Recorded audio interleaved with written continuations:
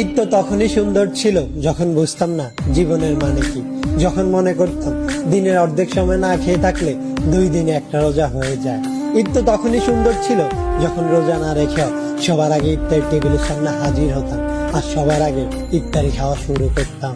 ঈদ তো তখনই সুন্দর ছিল যখন ঈদের নতুন জামা কাপড় কিনে দেওয়ার জন্য আব্বা আম্মুর কাছে কান্নাকাটি করতাম আর মনে করতাম কেউ ঈদের নতুন জামা কাপড় দেখে ফেললেই হয়তো ঈদ শেষ হয়ে যাবে। ঈদ তো তখনই সুন্দর ছিল যখন অন্য সবাই ঈদের জামা কাপড় দেখে ফেলার ভয় আলমারিতে অতি গোপনে লুকিয়ে রাখতাম।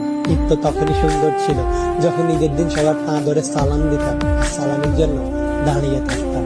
ঈদ তো তখনই সুন্দর ছিল যখন বড়দের দেখতাম তারা কত জায়গায় ঘুরতে যায়, তাদের কত টাকা, আর ভাবতাম কবে জানি বড় হব আর তাদের মতো করে এত সুন্দর করে ঈদ পালন করব। হ্যাঁ, আজ বড় হয়েছে ঠিকই, পকেট ভর্তি আজ অনেক টাকা।